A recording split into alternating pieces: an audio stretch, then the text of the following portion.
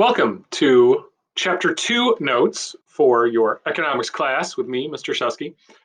Chapter 2 is about economic systems and the US economy. So if you recall in Chapter 1, we did sort of economic basics, factors of production, land, labor, capital. We're going to combine these scarce resources to fulfill some of our wants, comparing wants and needs. And since we want more than we can have, we have finite land, labor, and capital, but we have infinite wants. Anyway, that scarcity of material forces us to make choices in the goods and services that we're going to produce as humans. Anyway, chapter 2 then brings us to economic systems, and then in particular the US economic system. This says that all societies, all humans throughout time, across place, we have economic systems in place where we're all, as societies, groups of humans, figuring out what choices are we going to make, right? That simple one-word answer, what is economics? The study of choices, except not that simple. So in chapter 2, the text will walk us through how every society of humans over time has basically asked three questions. What should be produced? How should it be produced? And for whom should it be produced? So these three on our slideshow, right? And then I think an easier way to think about that, the textbook asks those questions, but I say, what are you going to make? How are you going to make it? Who gets it? So those are my three questions. And it is not the answers that determine a kind of economic system, but it's who is answering those questions. Is it government or is it individuals? Is basically the difference between economic systems that humans have ever had. So there's another way to think about economic systems that the textbook doesn't really go into, and this next slide will sort of kind of do that. It's just simply a picture of a cow, maybe a bull, but we'll call it a cow. So a different way to think about economic systems is to think of who owns factors of production. Hey, chapter 1, factors of production, land, labor, capital, right? And in effect, who owns the factories, the capital? Like, who owns corporations and businesses? Who owns the big stuff that sort of runs your economy? Does government own that stuff? Or do individuals own that stuff? And then those big chunks of capital, those big tools, those factories or whatever it is, they're making goods and services, right? So think of a big car factory, automobile assembly line plant, is making a bunch of cars every day. Well, who owns the factory? Big important question to economists. And then who owns the car? Big important question to economists. So I think in this country, we're very used to, or at least we think we're used to, individuals owning everything, or what is called private ownership. Government, the US government, doesn't own our car factories. It doesn't own the airplane manufacturers. It doesn't own the ice cream shop. It doesn't own anything that is a productive part of the economy making other things. I don't go to Schnucks and look at, Dole bananas or government bananas. They don't compete. The government doesn't compete selling products, goods and services, for the most part, with private business in the United States. But other countries, that's different. So in Sweden, for a long time, this has changed, but for a long time, the biggest Swedish automobile manufacturer was called Saab, and that was actually owned by the Swedish government. But then it produced vehicles, Saabs, and individuals, private individuals, bought them. Honda is a private company based in Japan, can put factories wherever it wants, has some in the United States, sells cars in the United States. I bought one. I have a Honda Accord vehicle. I'd love her.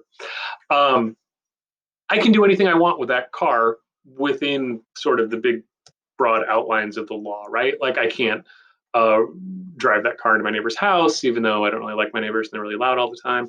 But basically with that car, I can do whatever I want, right? Like I can just use it to go back and forth from work every day. I could use it just to take road trip vacations. Could I cut the top off of my car, fill it with dirt, and turn it into a car planter, as long as like in the back of my yard and didn't violate whatever little zoning laws? Yeah, of course I could. Would people think I'm crazy? Sure. Is it a stupid use of that resource? Probably. But I could do it in this country, in this system, right? I could also use that car to say, I don't know, get a job at Domino's, deliver pizzas, and make money with it. Anyway, so that's private ownership of a good or service means you can do anything you want with that.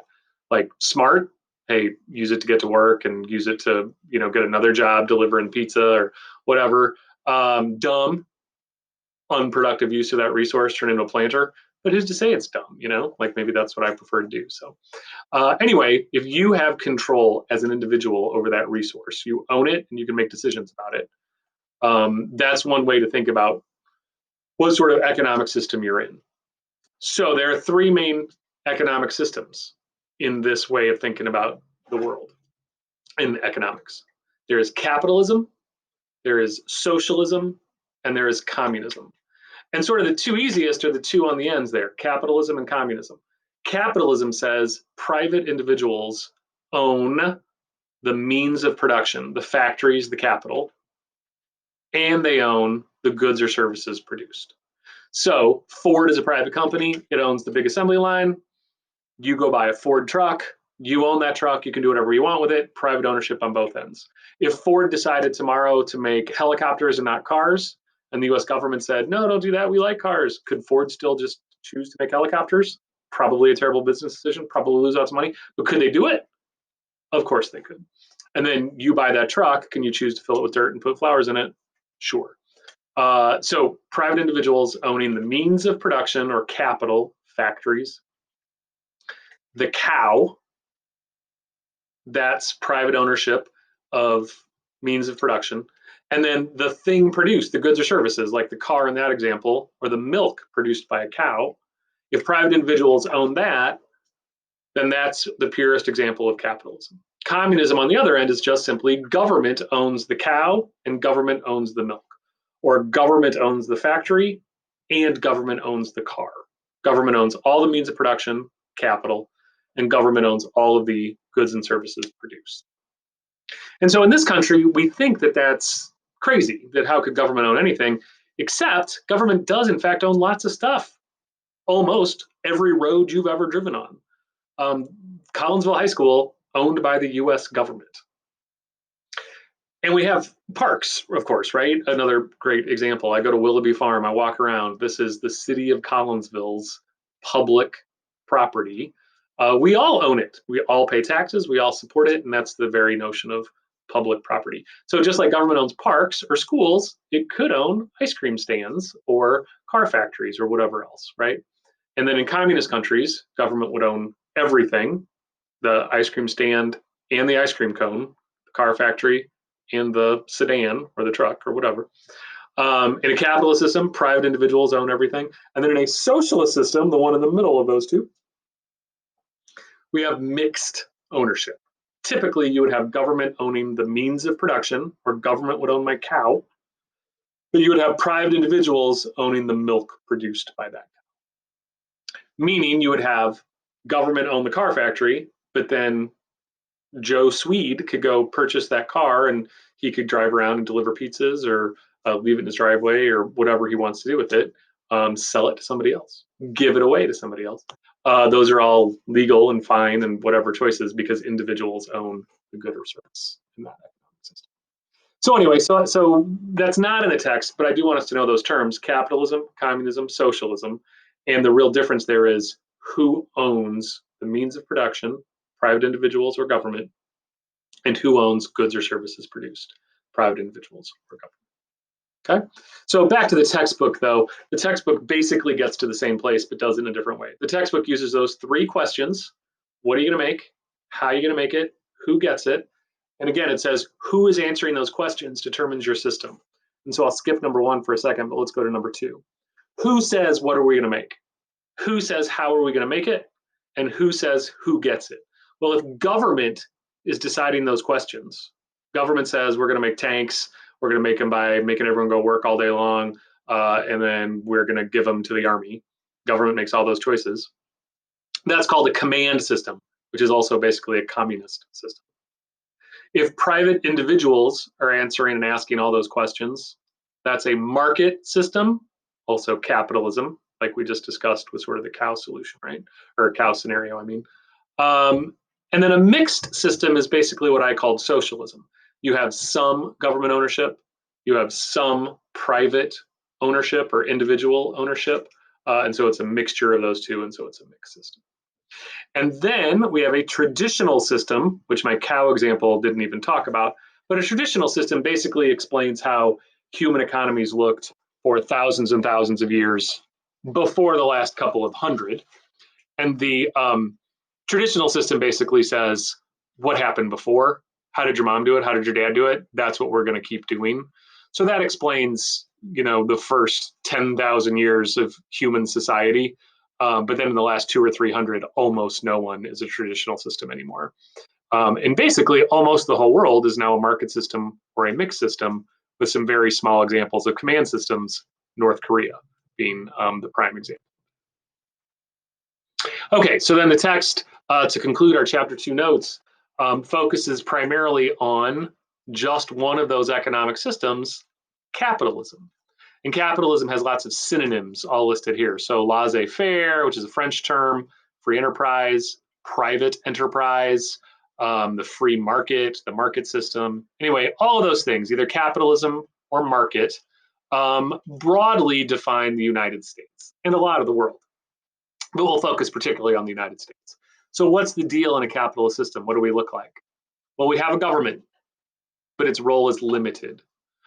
It can have the roads and the schools, but it's not going to tell you even have to drive on that road or go to that school. You don't want a car? Okay, walk, take a bus. But it will provide some basic infrastructure for us all that we agree on. But broadly speaking, individuals are making all the decisions about what you're going to make and how you're going to make it. Say, do you want to open an ice cream stand in Caseyville and compete with, the existing ice cream stand in Caseyville? Are you going to sell for cheaper? Are you going to sell different stuff? Are you going to sell the exact same stuff, the same price, whatever, right? If individuals are making choices, whether it's starting car factories or ice cream shacks or anything in between, that's an example of capitalism. Individuals, not government, primary group answering questions. But then we're not totally completely free. We have limits placed on freedom, right? So minimum wage is a limit placed on. So I want to open an ice cream stand in Caseyville, and I'm going to sell all my ice cream for cheaper than the current ice cream business in Caseyville. But I can only do that if I pay everyone $3 an hour. So I offer $3 an hour. Well, I'm breaking the law. I can get in a lot of trouble because the government has placed a limit on that, right? I can't hire 5-year-olds. We have child labor laws. I can't make someone work 60 hours a week. We have overtime laws. Anyway, so we have lots of limits on our freedom in a capitalist system, right? So the text then goes in and discusses these other elements of a capitalist system: free choice, profit, private property, competition. I'm going to let you read that in the text primarily. Basically, free choice. Okay, I started an ice cream stand. That was my choice to do. You're the consumer. You can come buy my ice cream or not. You can just say, I don't like ice cream. You can say, I'm going to keep going to that ice cream stand I used to like, or still like across the street, whatever it is. So no one is forced to buy anything, and no one is forced to not buy anything. Also an important point. And then me selling ice cream, I have a right to make a profit. I should be able to, if it costs $1 a cone, sell it for $1.50 and keep that 50 cents. That's the idea of profit, of course. Private property is really what we talked about. Everything is owned by an individual. I can buy and sell as I see fit. And very importantly, if I choose to open an ice cream stand across the street from an existing ice cream stand, you should be able to choose to open an ice cream stand, just down the block and compete with all three of us. That McDonald's isn't the only one that can sell gross hamburgers. Burger King and Hardee's should get to sell gross hamburgers too. Competition is an important part of capitalism. I lied. There's one more note. My apologies. Adam Smith is considered the father of capitalism by economists in many ways. He writes a book called Wealth of Nations in 1776, very important in sort of laying out all these ideas of what capitalism is. Those elements we just discussed, individuals owning stuff, competition, profit, all of these very important for the idea of capitalism, and really first written down by Adam Smith. They existed before him. The Netherlands was doing capitalist economy in a lot of ways in the 1600s. But Smith really looks around the world. Britain at the time is a quite clear example of capitalism for the 18th century anyway. And Smith really just sort of examines the world and writes it down and says, this is what I think capitalism is, looking at the world around me. And he writes this book, Wealth of Nations, explains it, and is ever since considered sort of the founder or author of capitalism. One of the important ideas in Smith's book, Wealth of Nations, comes across, it's called the invisible hand. And the invisible hand is really just a synonym, another word for the market. All of our individual decisions, not government, but individuals deciding what we're going to make, how we're going to make it, who's going to get it. Every one of us is making our own individual choices. There's no big giant overall, you guys have to make cars and you guys have to make ice cream. We all get to make our own choice and do our own path. And all of our tiny, tiny little individual choices all add up to sort of an invisible hand that the market is guiding us to the right place. So what that means is if I thought I could make a whole bunch of money making ice cream, I'd go into the ice cream business. But if there was all kinds of money to be made in the ice cream business, I'd probably have a lot more people choosing ice cream too. And all of a sudden we have lots and lots of people doing ice cream. And then probably all of a sudden you're not making as much money. And then some people go, well, I'm going to quit this ice cream business and go over to the car business because there are not enough people over there. And so government doesn't, in this view of the world, government doesn't say we need a certain number of ice cream people and a certain number of car people and a certain number of teachers and nurses and doctors and salesmen and you name it, right? We all get to make our own choices, but we're guided by the market, not consciously directing us. No one sitting behind the curtain with a big steering wheel, but every one of us making our own individual choices, basically guided by individual greed in a lot of ways. Is, according to Smith, the actual best way to allocate factors of production.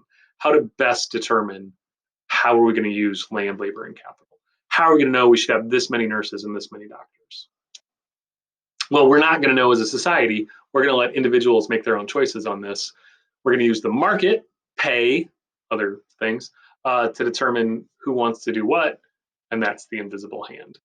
Determining as a market, this is how many doctors, this is how many nurses, how much ice cream, how many cars. Okay, so the very last section of chapter 2 is called Goals of the Nation. It says all economies, America, Canada, North Korea, Illinois, Missouri, have basically these 6 goals in mind for their economy. They want to have economic freedom, economic efficiency, equity, security, stability, and growth.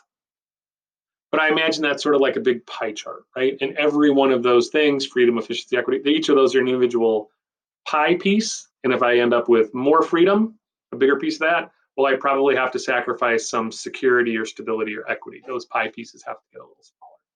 Now, the goal, of course, is to make that pie get bigger over time, just a bigger circle, so I can have more freedom and efficiency and equity.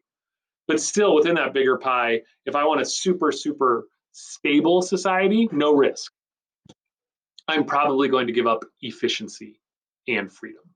I'm going to make some people not, I don't know, gamble or create a brand new business that is risky because I'm really focusing on security and stability. So I've given up growth, maybe. Or if I just want to go all out on like, let's make this economy grow as fast as we can and give everyone as much freedom as they can, well, I'm probably not going to have as fair a distribution of resources. So I've given up some equity. Anyway, that's just like that chapter 1 notion of trade-offs, of course. These things are, in effect, scarce. If I get more of one, I have to have less of another. So trade-offs are necessary between my economic goals. So I'd ask that you also read chapter 2. It's a short chapter. It's pretty good, and really focus on economic systems and think about capitalism, communism, socialism, or as the textbook is going to say, market, command, mixed. Same things, though. But think about ownership, private versus public, individuals versus government, as well as those 3 questions that the text lays out. What are you going to make? How are you going to make it? Who gets it? And then know that Smith basically is sort of the founder of modern capitalism, at least is describing it. The invisible hand is an important part of that. And then all societies are making choices among those and within those economic systems about how their societies will look. Thanks. There's my chapter 2. Still long. I got to work on making these shorter. Sorry about that. I'll try to do better next chapter. See you.